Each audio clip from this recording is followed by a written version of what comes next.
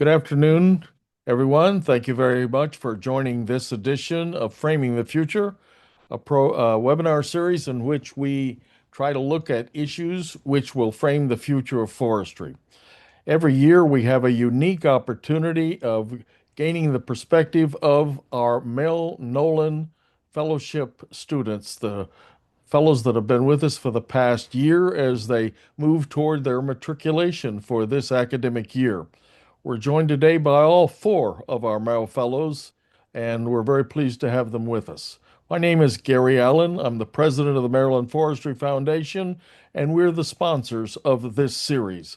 I want to remind all of you that it is being recorded and will be available online through our website, marylandforestryfoundation.org, in the coming week.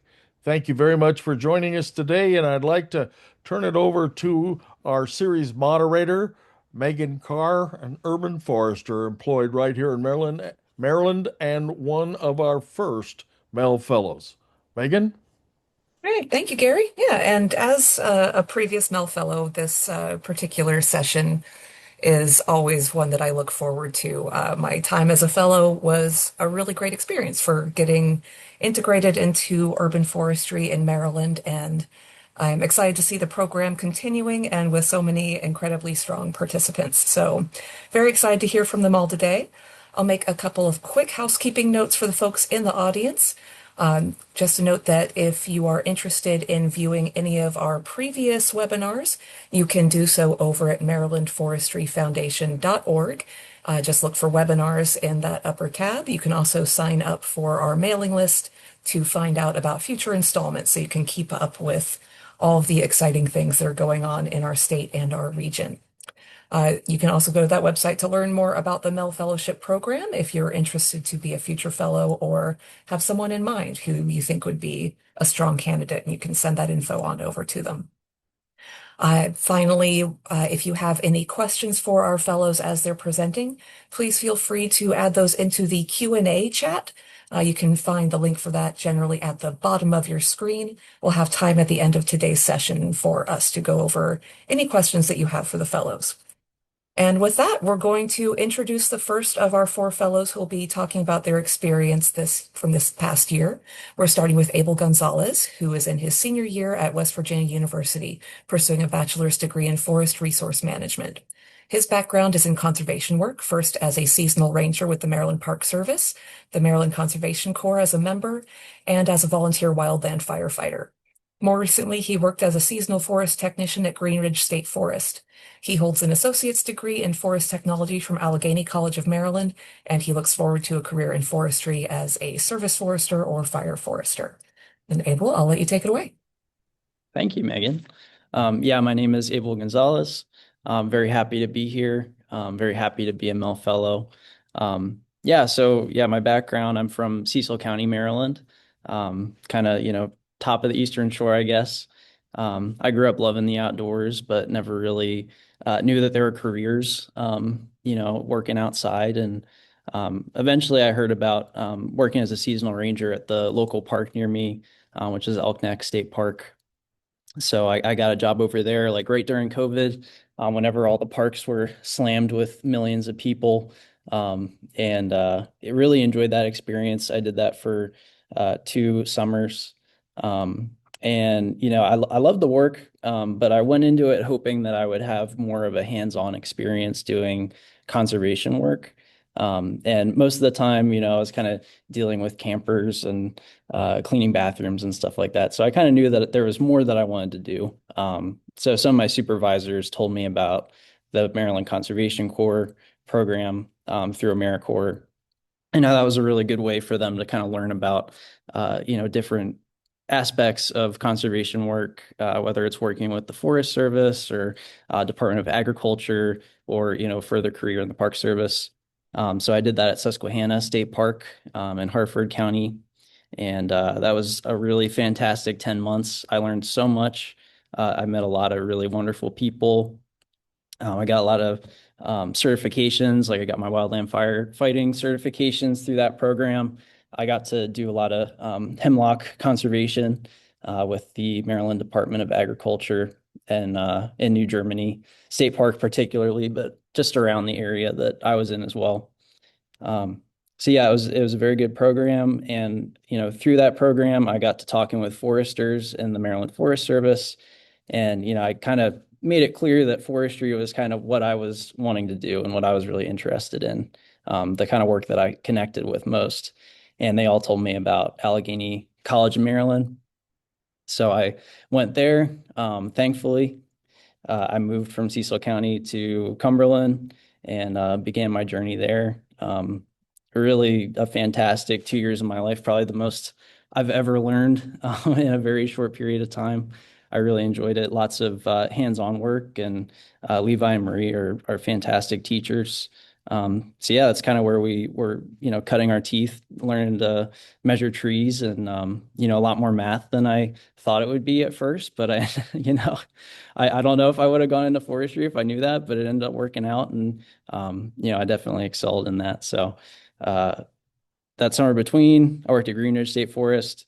Um, learned a lot there. Once I completed Allegheny, I went to WVU to finish my degree. I'm now graduated.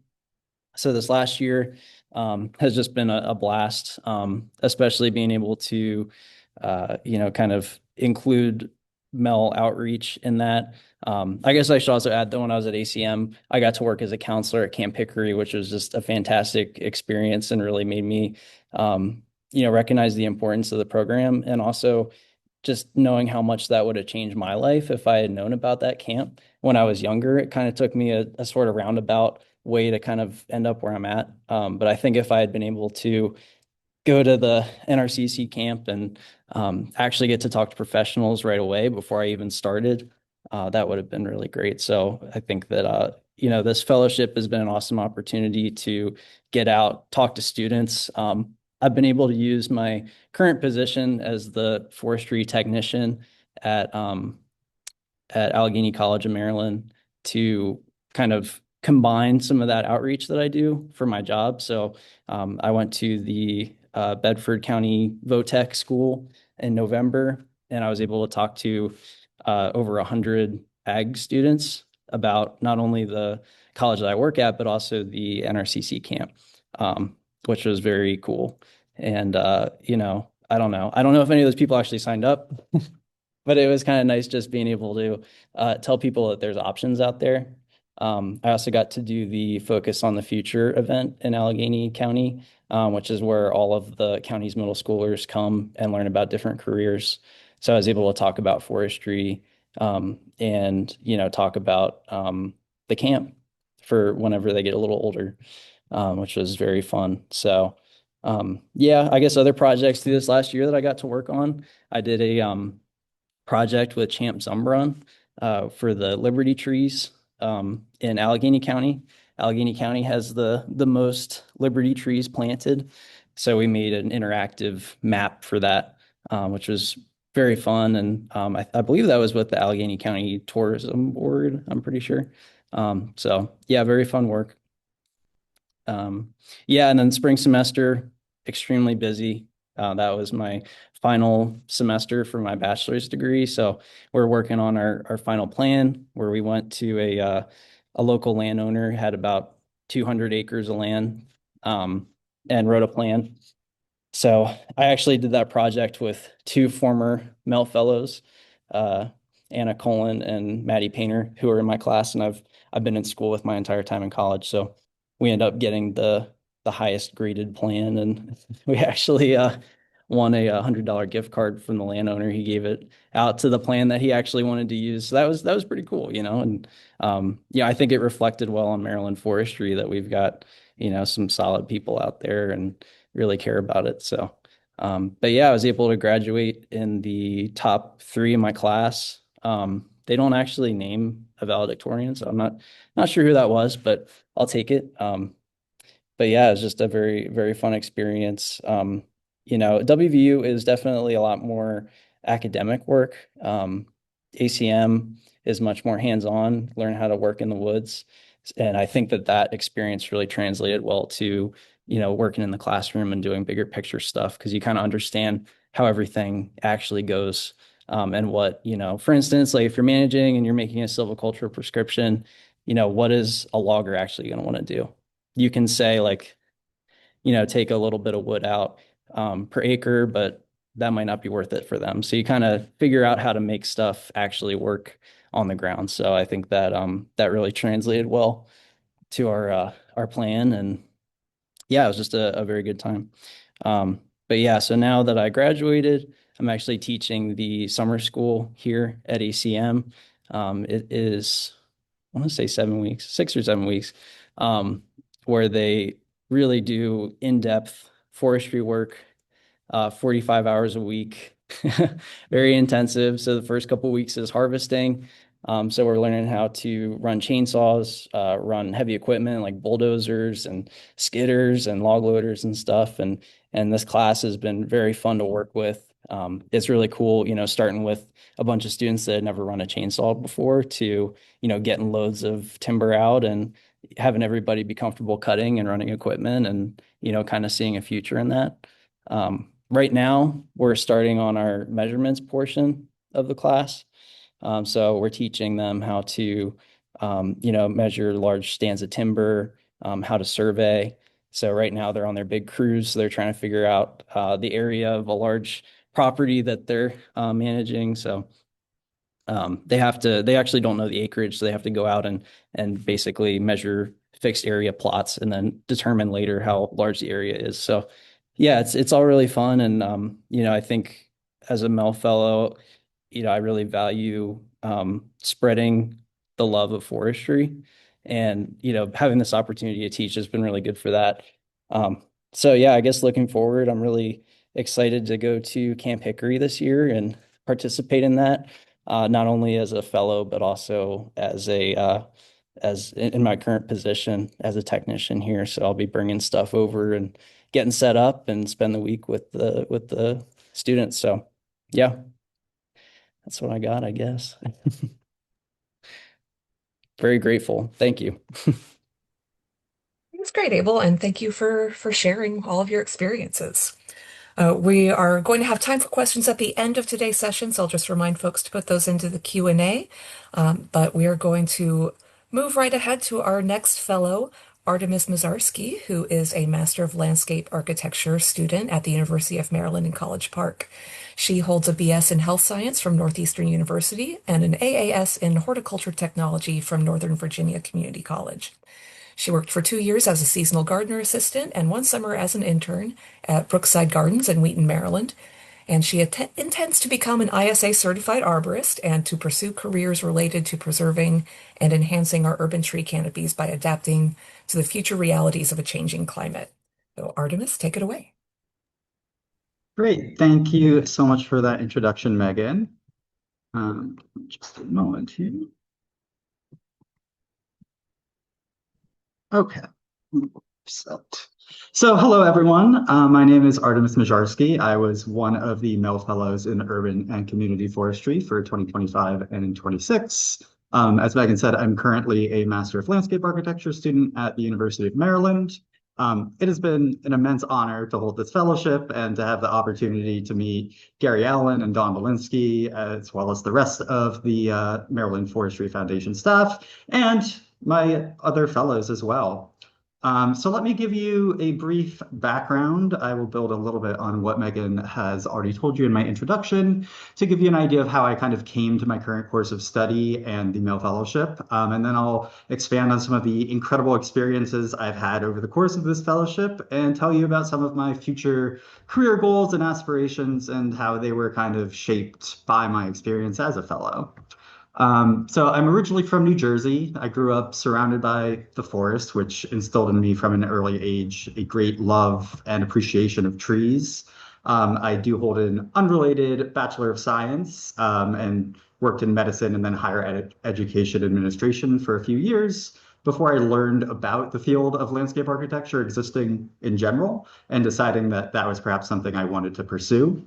So to that end, I kind of did a career shift and I earned my Associates of Horticulture from Nova Community College, then worked at Brookside Gardens for 2 years as a seasonal and then returned later as a summer intern. I started at my landscape architecture program at UMD in fall of 2024.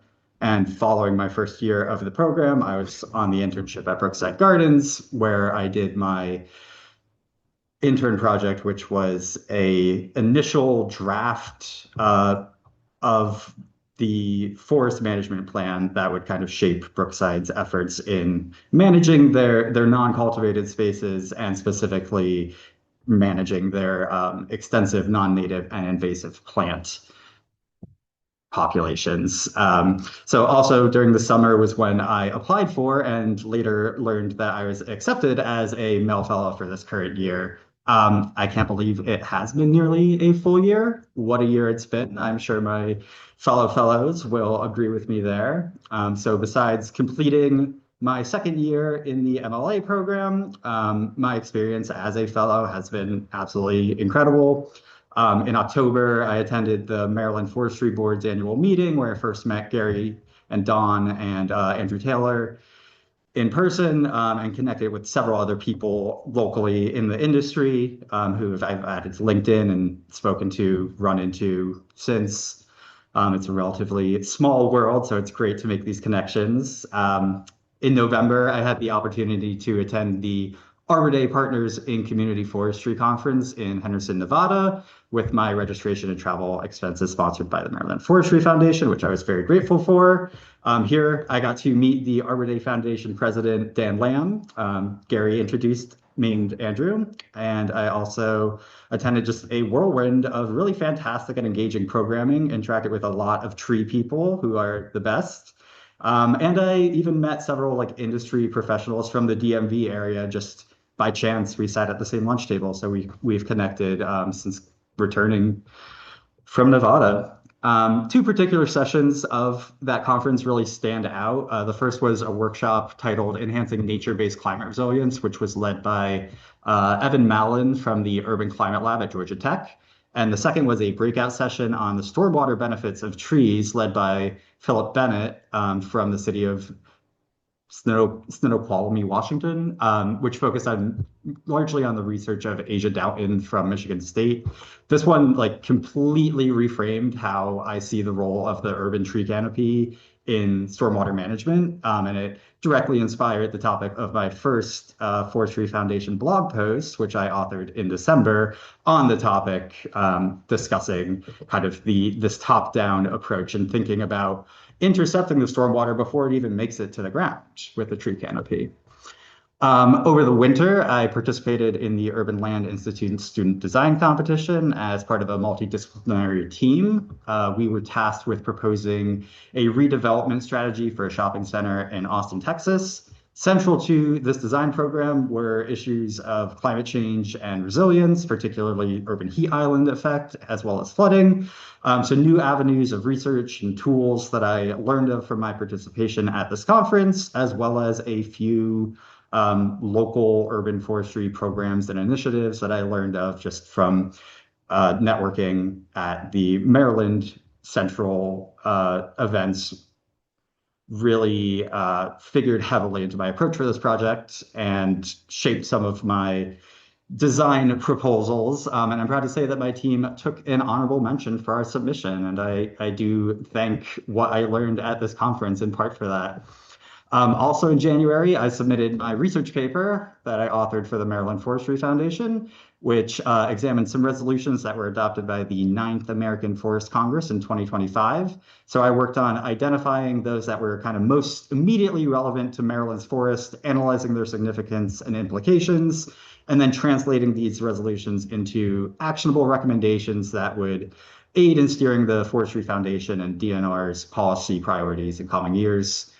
This was a very enriching topic of inquiry. I learned a lot about forestry policy while researching and writing this paper. And it's my hope that my efforts have been and will be of use to the foundation. In March, I attended the Forestry Board meeting in Annapolis, where I met Angela Sands in person and connected with several new industry members who have since run into at other events, such as community tree planting sponsored by Casey Trees. My second blog post for the Forestry Foundation in April was on the topic of wolf trees and how they can reveal the hidden history of Maryland's land use. My experience as a fellow has greatly enriched my academic experience in general, and I found myself constantly integrating ideas, initiatives, and kind of like new ways of framing things that I'd picked up as a fellow into my coursework and specifically into my studio projects as a landscape architecture student. So I feel like this has really kind of given me a leg up over my classmates and has allowed me to establish a bit of a niche for myself working in the kind of urban forestry space and not remaining solely shackled by design as the primary consideration. Um, this past summer, or this past semester, I should say, I served as a teaching assistant for the woody plant identification course at UMD, which was also fantastic. Got to work with trees and woody plants. This summer, more of that, I'm working as a tree inventory intern on UMD's campus, which is a certified ARBNet level 4 arboretum, one of only, I think, 42 in the world. This has been a great experience. I'm having lots of hands-on work with like surveying, measuring, assessing the health of all of our session trees. And I have worked with, I believe, 2 of the counselors who will be working on the Urban and Community Forestry Careers Camp, working on campus. Myself, I'm looking forward to visiting the career camp in July and speaking with the students, maybe even doing a little climbing to see how it's done, if I can fit in. I also agree with Abel that these career camps are great. If I had been exposed to something similar at an earlier age, I'm sure I would have taken a much less circuitous route to my current career path than I have. But I have made it here, and that's all that matters.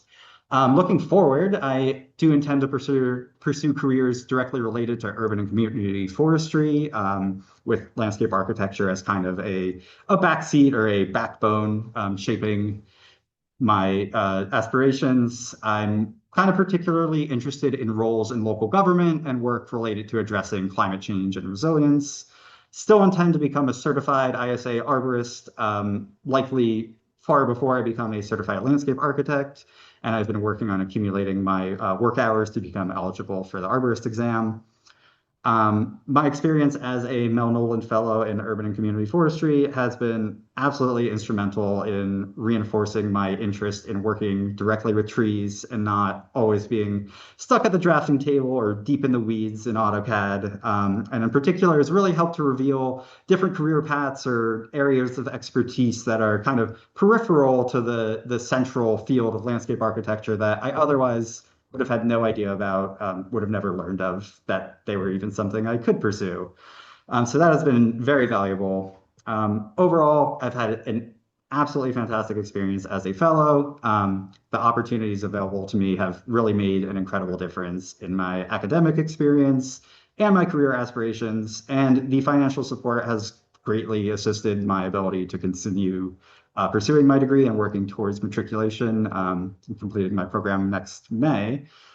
Could not recommend this fellowship more highly to any students who are interested in the fields of urban and community forestry, and of course the counterpart fellowships for natural resource careers in general. So if you're watching this, if you're even considering applying, I would absolutely encourage you to apply. I've really enjoyed my time as a fellow. It has been an immense honor for which I am incredibly grateful. So I thank you. And we thank you, Artemis. That was great. I'm also on Team Circuitous Career Path, so I love to see it. Yeah, and it is important that the thing is that we get there. So I'm so glad you did, and so glad to hear that your experience in the fellowship has been such a positive one. So next up, we get to hear from Angela Sines, who is a PhD candidate of entomology from the University of Maryland. Her research focuses on the emerald ash borer, an invasive forest pest. She is examining the effectiveness of the introduction of biological control agents, how the population of this pest changes, and the impact on the diversity of insects associated with ash amid their decline. Her work with officers from the USDA and the Maryland Department of Agriculture has enriched what we know about the phenology of this beetle, and she hopes to shed light on the ecological consequences of this invasive pest in the environment. She's passionate about teaching and communicating science through extension, has participated in outreach to educate the public about insects, including the Brood X periodical cicada emergence and the insect zoo, and she writes about extension in agriculture and forest pests for the Spanish-speaking community. So thank you for being here, Angela.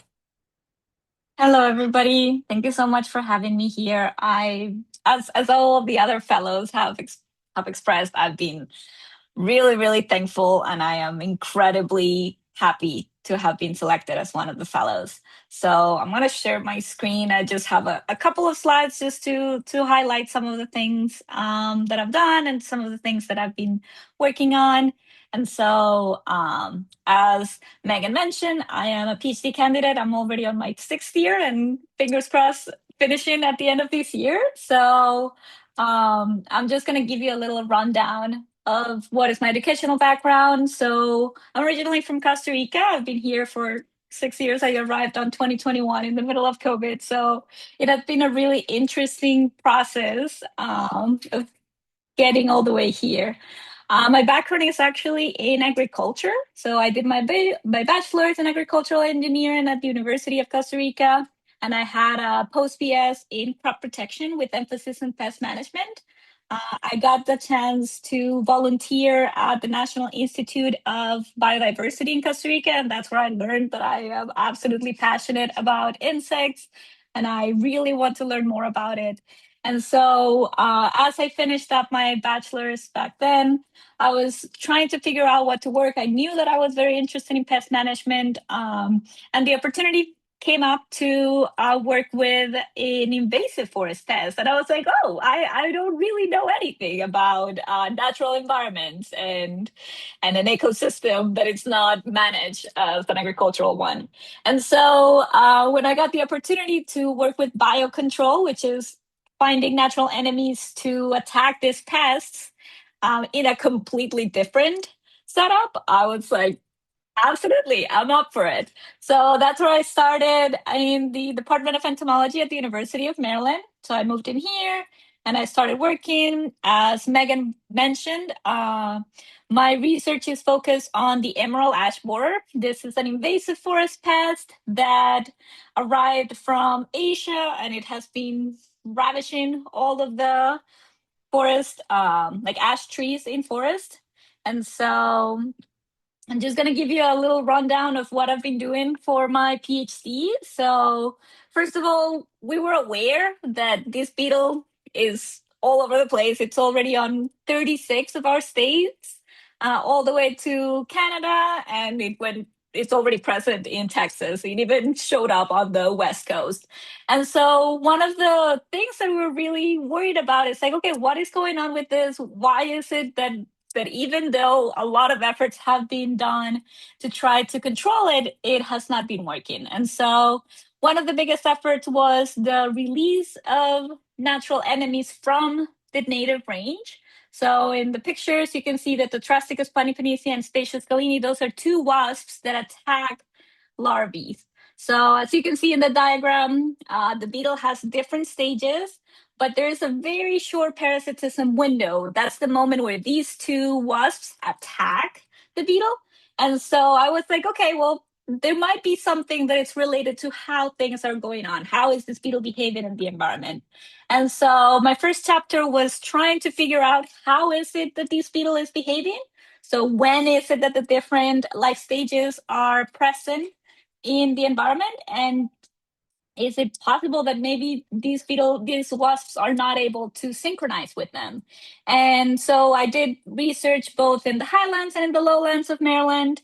And I actually found out that the reason why, in a lot of cases, these efforts of biocontrol have not been as successful is because while in the highlands we have a 2-year life cycle of the beetle, there's plenty of available larvae for the wasps to attack. And so in areas where it's a lot colder, let's say New York, Connecticut, Michigan, these wasps are a lot more efficient than in areas where it's a lot warmer, such as the lowlands of Maryland and probably all the way down to Texas, where the parasitism window is just too short.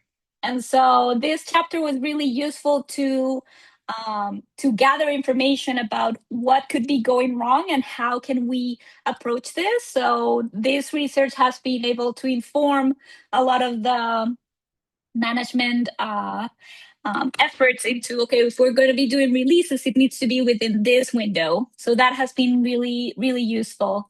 Then for my second chapter, I was working with population dynamics. So trying to figure out, okay, we have all these beetles, they've been attacking these trees. And so what we did is that throughout the last 10 years, my lab and then me in the last 6 years, we've been removing the bark of ash trees to find the larvae that is hitting in it. And so we've just been trying to figure out what are the different mortality factors that have been affecting the populations of this. And so within the research that I did for my second chapter was just figuring out what are the most important factors in play with this control of the population. And unfortunately, despite all of the efforts of releasing the wasps, the most efficient one is actually woodpeckers. They're amazing. They're great. They go there, they attack the larvae, and they take care of a lot of it. The problem with that is that they tend to attack once the tree is pretty far off, like when the infestation has happened and a lot of the tree is almost out of it. So that has been my second chapter. I'm finalizing the manuscript to be sent out hopefully by the end of the month for publishing. And then my third chapter was about how is it that this infestation of ash trees has affected the diversity of insect communities that live in these trees. And so as ash decline and wood decay, we get to see different types of organisms that showed up. We have different types of phytophagus, like herbivores that are feeding on the trees that are being affected. Detrivores, those are the ones that are breaking down all of the decaying wood. And then wood borers that are starting to show up, and then other types of natural enemies. So I wanted to see what is going on with all of these types of community driven things with relationship with the ash decline. And so this is the chapter that I'm very excited to finish off. This is the last one that it's on the last bit. And so what we did is that we collected trees from the field during the winter. We put them in these barrels that you see in here in a greenhouse. And so throughout the year, we just let the different insects that were overwintering, we cut the trees in the winter and then we just put them in a giant cooler and see what come out. And so this gave us a lot of information about what type of insects were coming out and how much of the infestation, how many beetles we had per log, and how is this affecting the community. And so we are seeing that evidently with higher densities and higher infestations of this beetle, we're seeing more detrivores, more wood borers, and an increase in parasitoid and predators. Fortunately, a lot of those are attacking EAB. So we're seeing a little bit of a change. So that's just like a quick rundown of what my PhD research has been. And as you can see, it has been quite different from the approach of agriculture. I was able to figure out how it is to work on a swamp wearing waders all the way to my knees in mud, walking all around, cutting trees throughout the whole season and working with a lot of these forestry areas. So it has been really, really interesting. And so as a fellow, I was able to do so many things and I had been able to learn so many amazing experiences, meet people, and do a lot of things as the other fellows has mentioned. So I've been able to attend several types of conferences. I attended the Entomological Society of America in Portland last year. I was able to participate on the USDA Cooperative Research Forum on Invasive Species. That was last February and got to talk with a lot of people. And then coming is going the Ecological Society of America that it's happening in Arizona at the end of July. And that's the one that the fellowship has been amazing because they've been able to cover for a lot of the expenses from it. And so within these types of conferences and different participation, I've been able to take workshops on pedagogy, outreach, education, and on decolonization of ecology studies and teaching. And that has been really, really useful in the way that I approach the teaching and the way that I do my outreach. This fellowship has provided me with amazing opportunities for networking with forestry professionals. As Artemis mentioned, I was able to go to the forestry meetings and meet professionals from all different areas, from different levels, all the way from state forestry, county, industry. And like within these forest meetings, I was able to also understand how is it that things work on the inside. And that was absolutely amazing. Like understanding how different groups work together, how they develop programs, how they connect with the different people, how they enhance outreach within the community, and that has been absolutely amazing. As Artemis mentioned, I was also I had to write a paper on forest management to reduce climate impact, and that gave me so much knowledge of how is it that different forestry practices can be used, how is it that Maryland works, and how is it that they have managed uh, climate resilience within our state forests. Within the time of my fellowship, I've been able to prepare two manuscripts for my PhD chapters. I was also able to support myself with a very generous stipend. So I have absolutely only thanks and gratitude towards the fellowship and everybody who has been so supportive.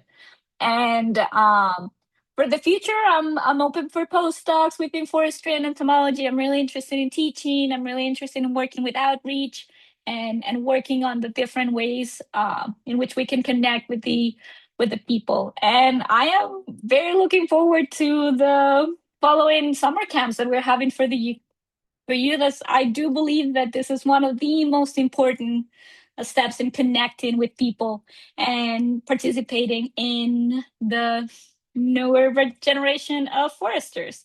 And so that's what I have for you all. And I'll be happy to answer questions at the end of the session. And so thank you very much.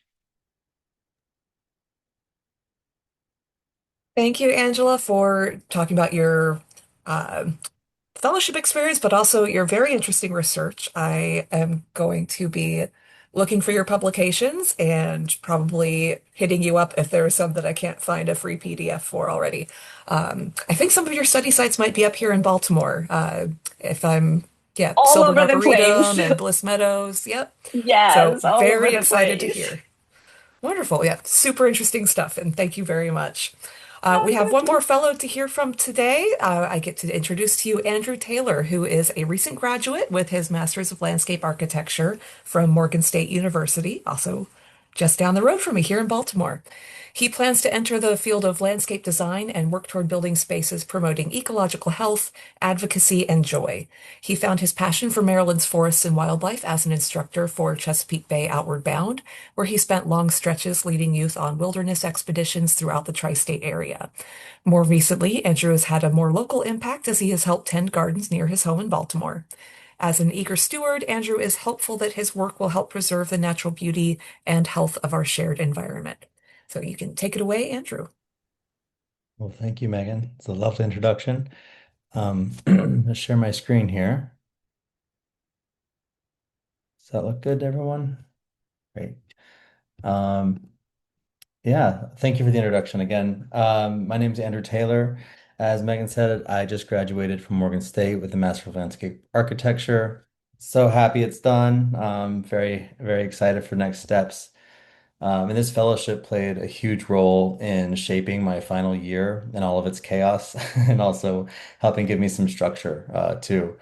But like most people in this community, I came to landscape architecture from just an initial love for the outdoors. I'm from Colorado, so I grew up playing in the mountains, and I've been in the Baltimore area for around 10 years now. And through working with Outward Bound as an instructor, I was also able to explore the Chesapeake Bay, the Appalachian Trail, the Potomac, and see the wonders that this part of the country has to offer. That experience also began teaching me about the importance of community and community building and the power that educating youth has, not only for their own lives, and like empowering them to be great, but also showing them kind of what's out there and available. So our camps are something that I'm really excited about, and I'm looking forward to seeing the outcomes that come from our camps. And a little bit of education background. I have a bachelor's in English from University of Colorado, and my focus was on writing poetry, which was always been like a preferred way of self-expression through passion and love for the world. So I kind of brought all of these ideas of community, ecology, love for nature, and an artistic idea of expressing myself into trying to figure out a career, which has kind of shook into landscape architecture. And now that I've graduated, I'm excited to see sort of what that transforms into, but also how this fellowship has sort of like pushed me along in certain directions, which I'll talk about in a second. Um, just briefly, in my 3 years as a graduate student, I focused my studio projects on bridging the gap between community and green spaces. That is always sort of at the heart of what I had in mind was how can these communities benefit more so than maybe say stormwater. I always think more of the emotional aspect than the technical. But I uncovered also a continuing interest in native plants and trees and the amazing choreography of planting through the seasons and shapes of them. It was also a good opportunity to own a lot of technical skills, which will help me as a landscape architect. And then in my final year, like I said, this Urban and Community Forestry Fellowship has provided so many opportunities to build connections in the field and in my own community here in Baltimore. Um, I'm going to talk a bit about what that looked like. So, uh, early in the fellowship, I was able to attend the Nature City Forum. This was in October last year. This was my first conference ever. It was a small one, so it was a good starter. It introduced me to local thought leaders in community forestry, so based in Maryland and Baltimore. And it also allowed me to build connections of folks directly in my community, which was really surprising. I was speaking with an engineer who lives down the street from me, and she's, like, hey, join our local community board, and we can do some greening initiatives just in this neighborhood. So, seeing how local things are and how small this community is was really exciting for me. And then this also started to shape sort of how I was thinking about my final thesis project. This is still in the fall semester, and spring is really when we sort of like kick things off and it's a rush to the end. But I conducted a national survey for forestry professionals regarding successional planting strategies and techniques that they had used and strategies that they had used. And that was sort of my wheels turning when I was thinking about different strategies for successional planting, and it eventually became a more urban project, which I'll get into. But this conference also inspired me to begin thinking beyond a career just as a landscape architect and to begin thinking about a career that engages more directly with community and forestry beyond just the design process, which is kind of a sentiment I heard Artemis share too, which is kind of cool that we got similar things from this project or from this fellowship. Um, The Partners in Community Forestry Conference in Henderson, Nevada was another really awesome experience for me. Probably the highlight, I think, of this fellowship. Again, I'm a newbie in the conference world, and this was a national conference, so it was a bit intimidating at first, getting used to shaking hands and introducing yourself. But once I got comfortable, I had amazing opportunities to meet like-minded professionals and start building connections. It was really cool just to see as a student, you don't necessarily get to see the professionals, and you don't really know what that looks like. You just have these ideas of what the work actually looks like and how it's applied. But seeing professionals present and communicate with each other was so inspiring. And seeing what communities are actually doing to make these bridges between forestry and ground level work was really, really inspiring. And it sort of shook things up for me, not only in terms of how I want to, how I completed the rest of my schoolwork, but also how I want to move forward as a professional, and how my career path will unfold. Um, so sometimes also I think the work of caring for our planet and for our communities can feel very isolating and futile because you just don't hear about it in the news much, and in the day to day, I think a lot of people, at least I know in my life, care about these things, but they're not doing the work to sort of protect our urban canopies or people's interactions with parks. So being in rooms full of people that really care about this was so affirming in starting this career path, and also just a general sense of hope as a person. So there's good people out there doing work, and this fellowship introduced me to them. Um, I also really enjoyed part of this fellowship were the writing exercises, our blog posts, and the research paper.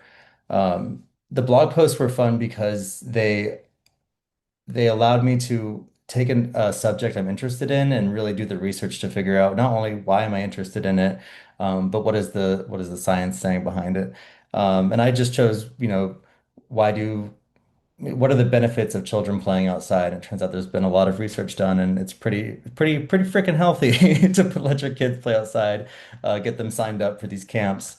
And I also just have gotten such an appreciation for planting trees. I recently planted a Cercis canadensis, a red bud, out in my front median, but the exercise of choosing which tree to plant out front was like so fulfilling. I wish I want to like buy another house just so I can plant another tree in front of the median.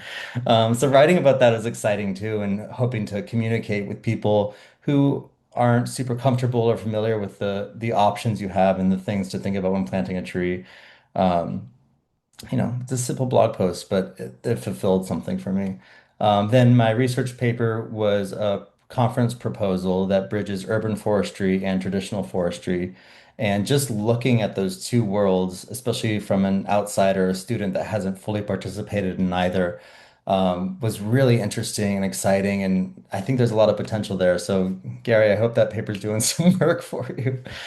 Um, and lastly, part of the Partners in Community Forestry Conference is I'm rooted in Baltimore City. I live in Hamden, so I'm like right in the middle of the city.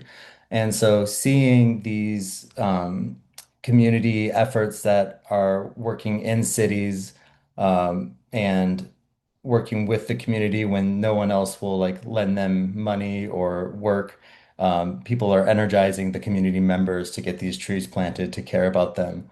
And then the other side of that is learning why people don't want a tree in front of their house, which maybe to this community might be like, well, of course, everyone wants a tree in their front of their house. But I think that can be an intimidating responsibility for people. They don't want to have to take care of it.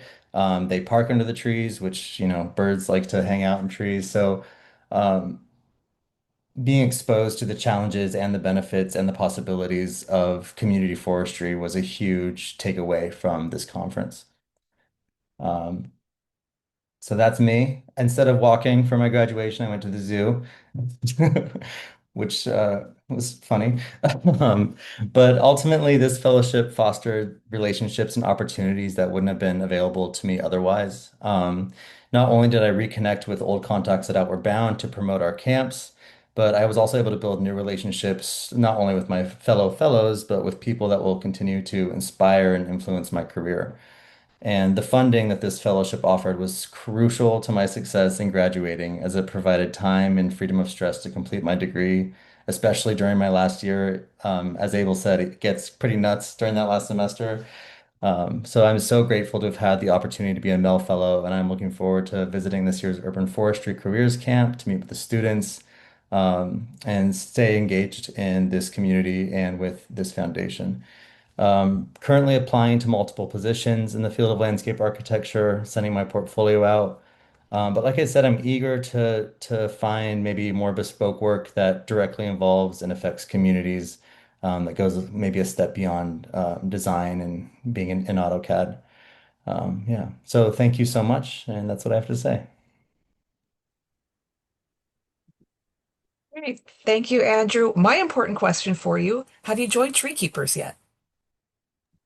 No, and Oh, I should. I you haven't heard of absolutely should. it. Yeah. And so anyone in or near Baltimore City, we have our Tree Keepers program. It teaches community members good practices for establishing and caring for young trees. But join us as well. We have our Tree Baltimore Summer Gathering coming up at the end of August. Andrew, I will send you the info. You'll see some familiar faces there from like the Greater Baltimore Wilderness Coalition and those kind of folks, but it's a great way to Awesome. get involved. Well, thank you, Megan. Of course, yeah. So I had to jump in with my first immediate question, but thank you again to all of our fellows for your excellent presentations. Yeah, I'll just remind folks that if anyone in our audience would like to pose some questions to our panelists, please feel free to do so via that Q&A function.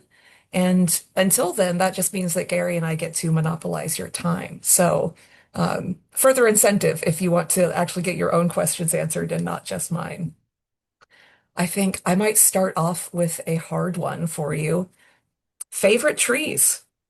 Doesn't have to be native to Maryland, but I'm interested to know. And I'm also interested to know if your favorite tree has changed over the course of your fellowship or your recent studies. Hmm, that's a good question. I would have to say the mighty white pine is my favorite tree. I kind of wrote them off as boring for a while. But moving to Western Maryland, where it's kind of more part of the forest structure, they're pretty awesome. They're massive, especially at Green Ridge. Whenever I was out cruising timber in a lot of the deep ravines and stuff, I mean, I would measure like 45-inch diameter white pines, over 100 foot tall. And they're awesome. They're my favorite. Okay, that's a very loaded question. Best I can do is narrow it down to three. Black gum, Nyssa sylvatica, common persimmon, Diospyros virginiana, and a curveball. I love a Katsura, Cercidophyllum japonicum. Great tree. Yeah, if you ask me tomorrow, I'll probably have three different trees. Guess I can continue. Well, I really found out that ash trees are very interesting just because I've been so into them. But I really like a lot of the flowering trees that you get to see around here. I really enjoy having dogwoods in my yard, so I'm gonna say that that one is the one. I'm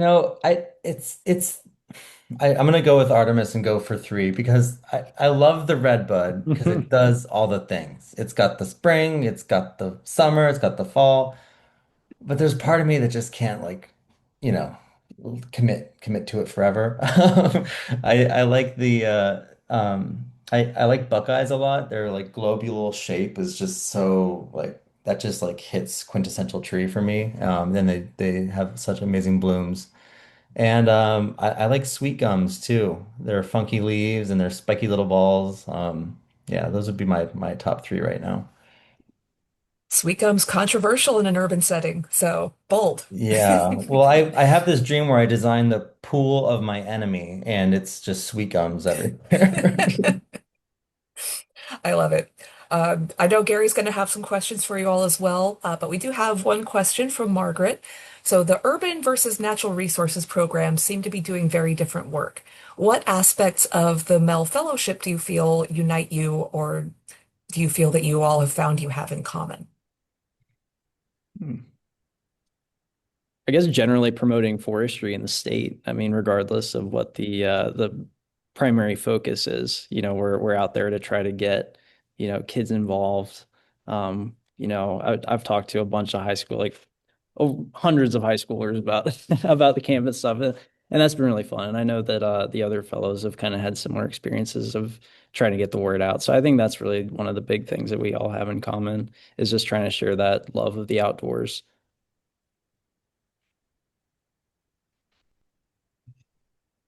I think something that everyone touched on, yes, Abel, I agree with you too, is just how um, impactful networking is and the opportunities for networking through this fellowship. These are really small communities that we're dealing with, especially in Maryland. And so I think the more we get to know each other and work together, the better we'll succeed, the more we'll succeed. And there are so many opportunities to do that in this fellowship. And maybe piggybacking a little bit on that, like I found that the forestry meetings, like the forestry board meetings, were very, very amazing places for networking because you got to connect with so many different levels, not only within communities, but also like industry. So I feel like that is one of the highlights of these types of stuff. I would agree with that, where like while we may have kind of like different named roles and like we would have like potentially different career or academic interests and like maybe attending different conferences, like we really were all kind of in it together and we had all of the same kind of projects that we were working on in the blog post and the research paper, and many of the same opportunities to meet one another and industry forestry people in Maryland.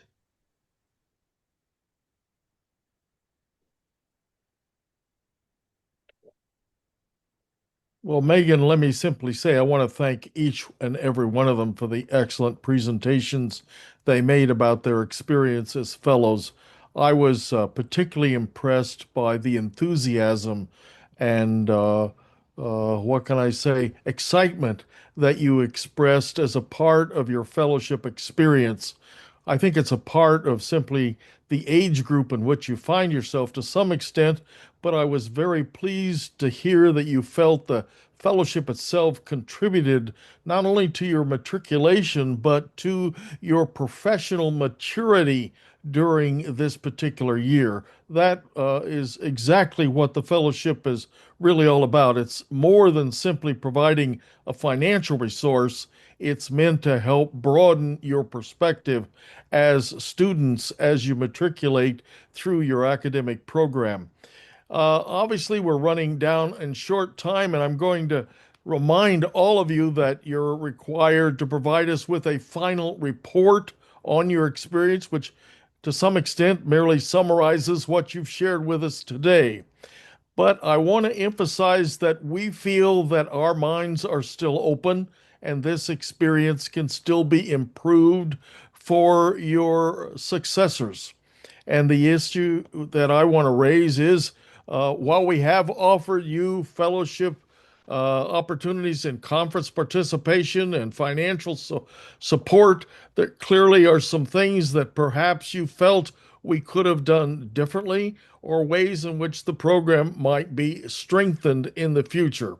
It is unlikely that its finances will increase in the short run. As you know, the state is facing some very severe financial constraints these days, and Maryland is the target for an additional set of chaotic barbs from the federal level, which also handicap our efforts. The net effect is that we're going to continue to reach out to your respective professional associations to try to strengthen the experience in the year ahead. And if there's areas that you think we should highlight or groups that you think we should cultivate specifically, we would appreciate that input. My final question, I suppose, before I let you go today is there any particular thing that stands out in your mind that you want to leave this audience with about this program that you think would draw in future applicants? The one handicap we feel that we face with a fairly new fellowship program that is only beginning, still beginning, in my opinion, to build its reputation is acquiring greater visibility for the work like you have done and for the fellowship program itself so that it has a broad cross section of applicants. And ultimately, it's my hope that the program itself can grow in the future beyond four fellowships. We actually originally talked to the legislature when it was launched about double this number, and perhaps at some point in time it would go up in the future if finances improve at the state level. But the real thing is, how can we draw in more students? I couldn't help but notice that each of you felt you got into your career to somewhat a circuitous route. And if you had just known more about different things that you have since learned about, your experience and choices might have been broadened at that point. Is there anything you want to add in your closing comments to your experience as fellows?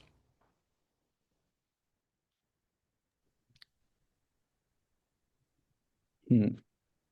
Well, I So that, think as far or as recruitment for, are you asking more specifically about recruitment for fellows or for the sure, course yeah, or? recruitment. Okay. Yeah, I would say as far as the fellows are concerned, I think it's just getting the word out more and more. Probably utilizing social media, more and more, just trying to build that. And like you said, it's a more recent program. The only way I heard about the fellowship was, through my work at the college and knowing Mhm. Murray Miller. But um, yeah, so I think just getting more of a presence out there in any way possible is good. Um, yeah, and I guess that's also on the fellows as well to get out there and, for us to try to recruit people as well. Amen. I want to encourage each of you, even though you're about to matriculate out of the program, I hope that you'll continue to help do some recruitment for us because right now the application period is open and will be through mid-July. So keep that in mind for other students that you may be coming in contact with, that it is an open opportunity that you can share with them. Any other closing comments? I just want to say thank you for being included in this program and having the opportunity to be a fellow. It's been such an amazing help. And yeah, I'm just incredibly grateful. So for anyone that's listening that might have been involved in that, thank you. Well, you guys really are the four A's. I've always felt fantastic. Each of the names starts with A. It turned out to be kind of a novel kind of thing that was a surprise to us when we all added up the experience. So I was very pleased that it's an A+ program with A+ people participating in it. I want to simply turn in my closing to Megan for a moment and ask her to highlight what our next webinar is going to be about in July. Yeah, so next month we get to hear from folks about the Maryland Urban and Community Forest Committee. For anyone who's not familiar with that program, it supports planting initiatives for urban areas statewide, including some, smaller urban areas. So if you're not in a big city, you're not necessarily excluded. We want to get plants where people are. So we're going to talk about the impacts that the program has had over the last 15 plus years that it's been running, as well as some recent developments through a partnership with the Maryland Department of Transportation, how we've been able to expand the impacts of that committee and the grants that they fund, and also about the future of the committee and how we would like to see it change over the next few years to evolve and bring more people into the fold and have an increasingly greater impact at the statewide level. So please join us. It's going to be a great discussion. Remember, friends, the third Thursday of each month, we're going to talk about issues of significance and value for the future of forestry in Maryland. Thank you very much for being a part of today's program. I want to thank each and every one of our Mel Fellows. And friends, we look forward to seeing you again next month. And fellows, I look forward to hearing from you again. And I'm really pleased all of you talked about the upcoming camp that all you're planning to attend. Thanks much. Have a great day and a wonderful weekend. Bye bye. Bye. Thank you.